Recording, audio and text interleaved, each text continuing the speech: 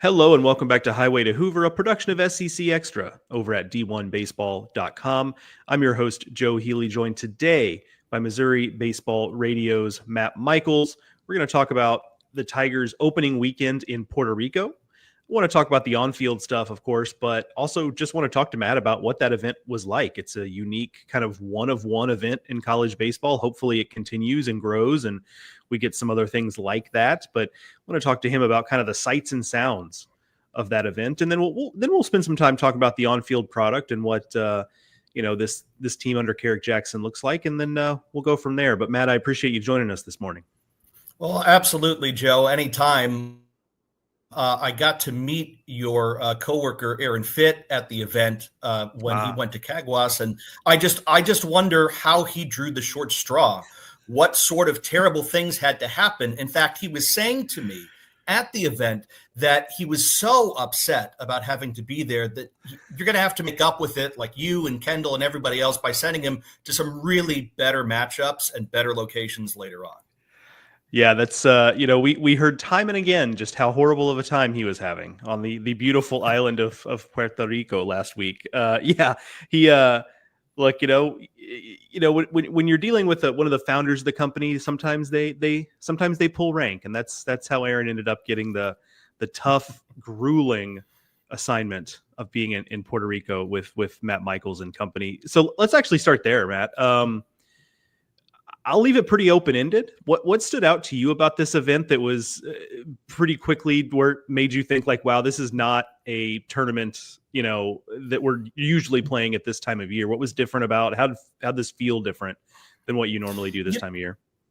Joe, I think that first off, you can't escape being enveloped in a different culture when you're there. And that might be the number one thing I took away. I had never visited the island of Puerto Rico, so I had some sort of expectation of what it would be going in, and it was probably a little bit different than what I thought, in the sense that, yes, you see Spanish everywhere, and yes, that's like the dominant language, but it's still so much America. Like, you come into the airport and you leave, and like one of the first things you see might be a Burger King. Like, you shouldn't think of it as you're going to some place with sun and sand beaches, which you have. You're going to a place that a lot of people think is could be at least the 51st state, and it's set up that way in a lot of ways. So I think that that's something to remember. And when it comes to things like the food, I mean, I'm not a bananas guy, right? If you hand me a banana, I'm like, I don't really like it.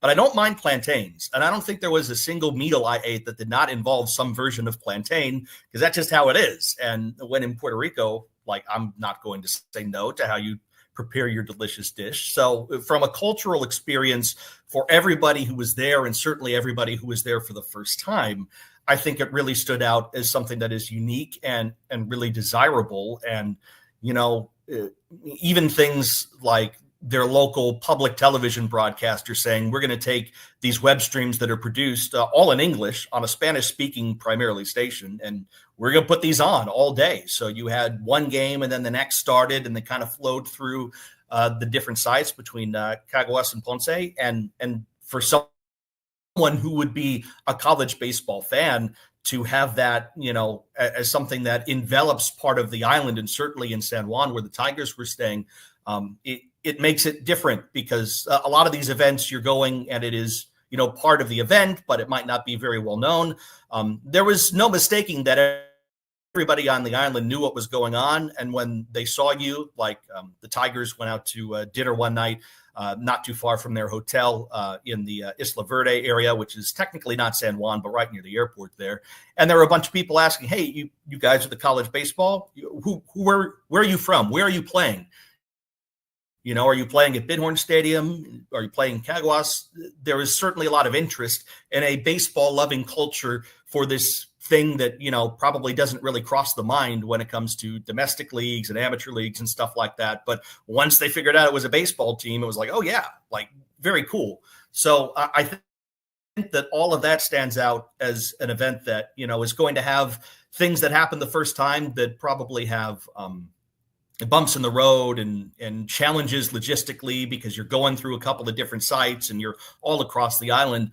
But I feel like if the people who put it on want to continue doing it and continue refining it, that one of these days you'll see a couple of these teams with massive followings in it from the SEC, ACC, and some other places, and they may be in it at the same time, and you could see thousands of fans come down. I mean, it's an easy excuse to take a vacation and see some good college baseball, and the baseball was maybe more offensive, at least in Caguas, in terms of scoring runs, but maybe not as much as some parts of the country after I looked at some of the box scores. So it was representative competition, I felt. It was very welcoming from the folks who were there, and a chance to get a little slice of life somewhere that isn't in the day-to-day grind that we may think of as college baseball. So all in all, I thought it was really neat.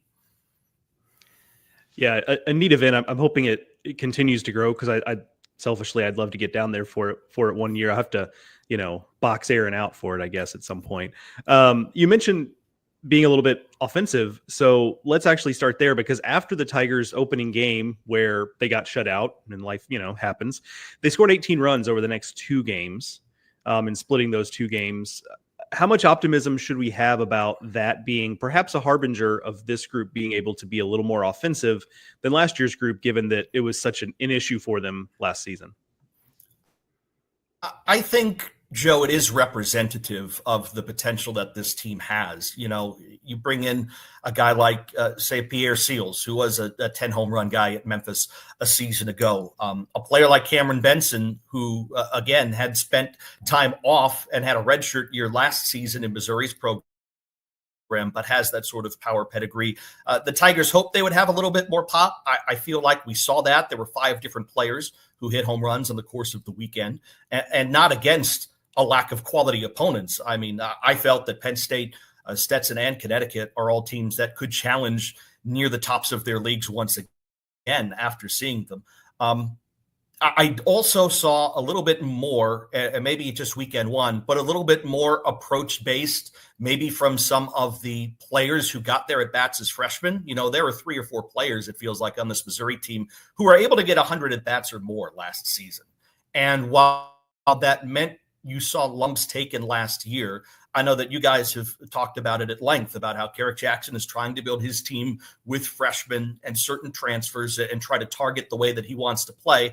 And I felt like we saw a little bit of that. Caden Pierre drove in a few on the weekend, and he's got, very tantalizing talent in terms of his outfield speed. He played center field over the balance of the weekend, but he was using a backside approach. Like, his RBI hits, his run producers were all to the opposite field for this left-handed swinger. He wasn't trying to pick on a right field corner at 320 feet in the hot air. He was trying to stay within what he knew he was capable of doing. And someone like Mateo Serna, whose power sometimes comes to the backside, had himself a long home run to, I believe he was hitting left-handed there against the right-hander. Yeah, it was to the left side of center field, basically, and sailed out of there. That's something that's hard to see sometimes from freshmen who just, are thinking, okay, I need to hit the ball hard. Well, yeah, you do, but there are different ways of doing that. And I saw that as something that was very encouraging for this offense situationally, in the form of being able to extend the inning, grind out at bats, work deep counts, and get to the place you want to be. I don't feel like it happened every single inning the Tigers were on the island, with that first game against Penn State being the most obvious example. But I also look at it this way, Joe. In Friday's game against Penn State, the Tigers lost 10-0. They struck out 13 times. In Saturday's game against UConn, the Tigers scored 11 runs, and they struck out 13 times. The difference was they got to the deep counts and at-bats. They fouled off some pitches, they hunted what they wanted, and they used their approach more consistently in that game. And if they do that, I think that they're going to be a greater challenge for opponents offensively than they were a season ago, by virtue of some of the raw tools and talents that these players have. It's just not something we've seen come together quite yet over the course of a full season last year, and obviously only one weekend in. It's hard to judge this year, but I really do feel like the pieces are there for more sustained success in an environment that, I'm looking at some of these scores across the country and my eyes are watering. There are going to be teams with batting averages, OPS, they'll be elevated for a month or more because of some of the individual games they're playing right now. And to keep up with those Joneses before you get to the league, I mean, I don't know how much of it is real and how much of it is the equipment, or guys are just stronger, or there's no pitching left. But I do know that you're going to have some offense. And we saw, at least at times this weekend, Missouri be able to do that. Even if they are more physical in the lineup, it feels like this is still a team that wants to get out and run. 7 for 7 in stolen bases over the weekend. How much did you see that as still being, hey, look, we're going to be better at the plate, but ultimately we're going to have to use our athleticism to be successful? I don't think there's any question. I mean, I think that, having been around college baseball now for a few years, the catching is always going to be something that you can try to exploit. I mean, there are the best of the best, right? And usually it's veterans who have the big arm and know the tricks of the trade and can keep the extra 90 feet to a minimum, much less try to go get someone who's trying to take some from you. But Missouri had some really good reads. I mean, even a case of Cerna, who I mentioned before. I mean, he's a catcher by trade and a sophomore. It's not like he's the most fleet of foot, but he doesn't have really poor speed. And he reads a ball at the catcher's feet and goes from second to third. I mean, not an easy play. And it's so instantaneous. It's like he's reading at the last minute. The scorer says, you know what, I'm going to say he took that base. It's that sort of aggression that I think will define this team going forward, as being able to have success, because you're right. They're still going to, if they're locked into their approach, the way that it is ingrained in this team and ingrained in what Coach Jackson and the Tiger hitting coach Bryson LeBlanc want to do, that, yeah, there are going to be 2-strike situations where you just need to get first base and then let the system or your skills offensively or whatever do the rest. When they are right, and with some of the talent that they have on the base paths, they will be stealing a lot of bases. And I think, when Aaron Fitt wrote about what Missouri did against UConn, he said that Coach Jackson mentioned we probably didn't bunt as much as we will going forward. So I think that is probably a window into the world of what this Missouri team knows it's going to want to look like by the time we get to a month from now when they're in the thick of league play. Let's move to the mound. How good was it to see Ian Losey have the success he did, just given that, I mean, he's going to need to be an important piece of the puzzle for Mizzou, but also just given how much he's had to battle to get back on the mound to get to that spot? I mean, he's been around forever, and he says that he's never felt as good before a season as he has right now. And everybody talks about the best shape of their life, but with Losey, you come to an arm problem, a hip issue. I mean, it just was never ending for him. And he never could be at a place, I think, where he could look himself in the mirror and say, I don't think anything's really hurting today. And so it showed in his performance on the hill. He's been around the program now for 5 years, going on 6. I can't keep track of the COVID years. I don't even try. But I mean, Losey is at a place where he's still has only pitched a 4-inning maximum at Missouri. And that feels like dirty to say, because his freshman year was full of such potential. And then injury here, injury there. It's like he never got to the end of the finish line. So if he's able to stay healthy, he can be a guy who can take the ball on Friday night for the Tigers. I feel like his pitch count was a little bit elevated, and maybe there's some efficiency that will come as he grows into a starter's role, at least here early in the year. But for him, it felt like the culmination of a lot of different things and a lot of work. And to be the veteran who got the ball on Friday night to start the season, he absolutely deserved it. I think he made the most of it. And as time goes on, we'll see if he, dips into that 5th and even 6th inning. I know that Carrick Jackson understands the numbers around the 3rd time through the lineup. He really does not like to expose his pitchers to that. We may not see Missouri pitchers, at least to start this season in the non-conference, going into the 5th, 6th innings, unless they're absolutely shoving. But I see Losey as a guy who has that potential because the stuff can play up so well. And he's seen so much now, he should have a better understanding of, this is how I get a guy out with my stuff, instead of worrying about having to make my stuff get the guy out, if that makes any sense. Yeah, no, absolutely. I want to talk about Xavier Lovett, who closed out the UConn victory. Tell us a little bit about his development, his step forward, and what we're seeing from him now. Well, the first time I met Lovett was before last season. and, very pleasant, guy who was not at all used to cold weather. And I don't think still is, coming from all these places down south and where he grew up. And, he was just standing there on the sidelines. I'm like, okay, so this is going to maybe take a little while.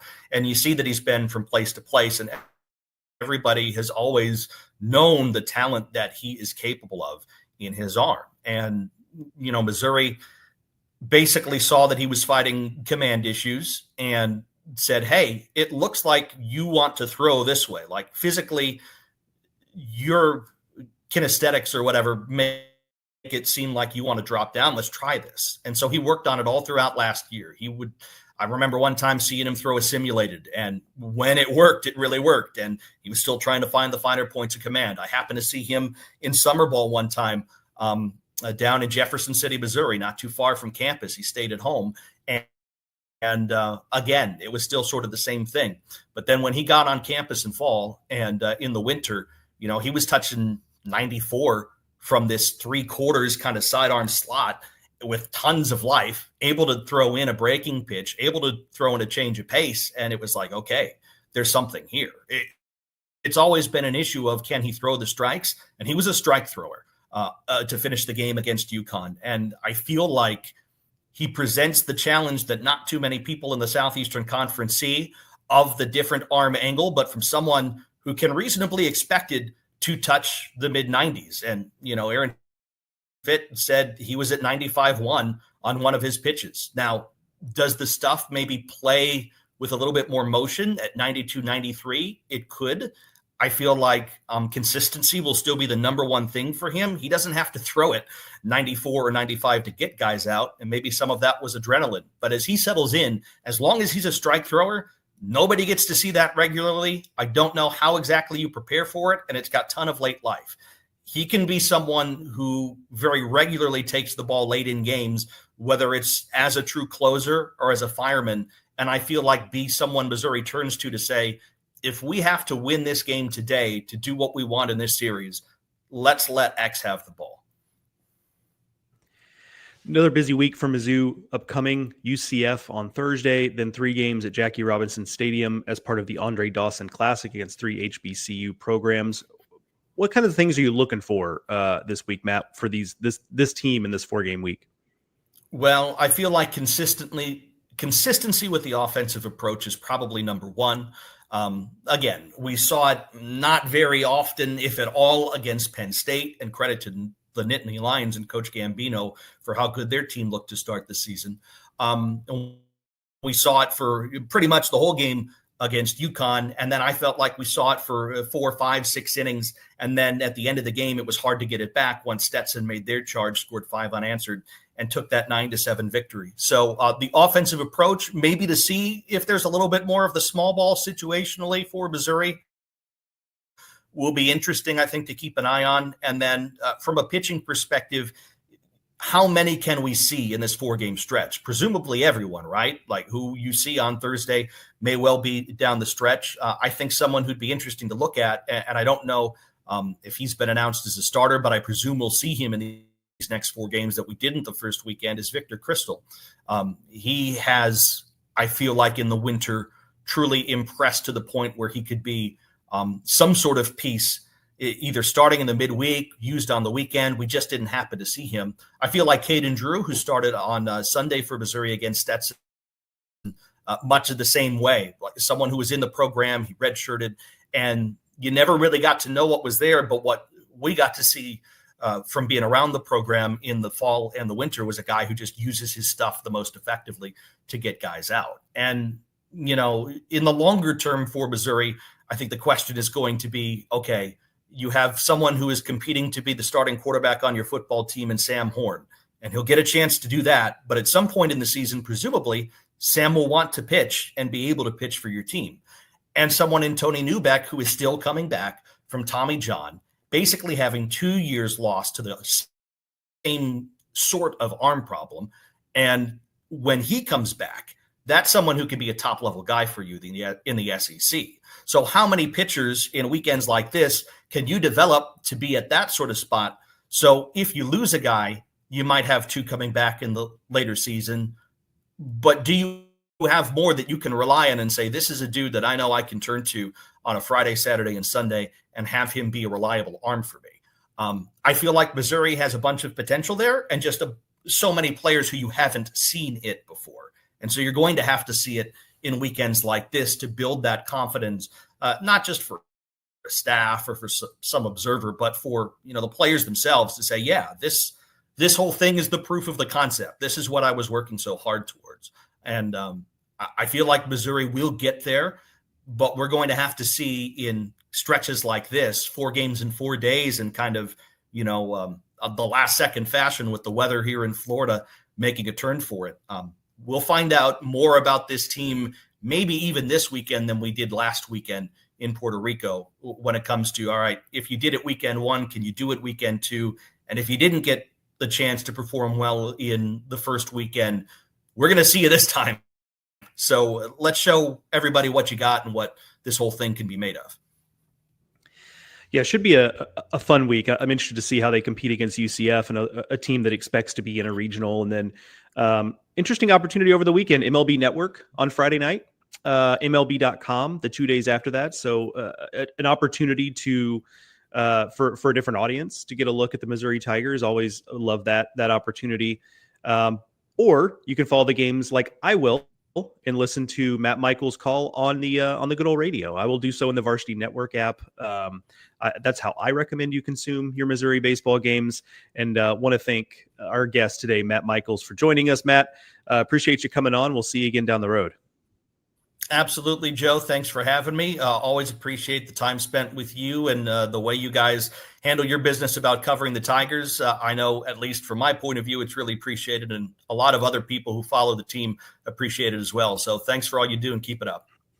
Appreciate the kind words. Absolutely. We enjoy it. It's hardly can call it work, Matt. But that is going to do it for this edition of the Highway to Hoover podcast, a production of SEC Extra over at d1baseball.com.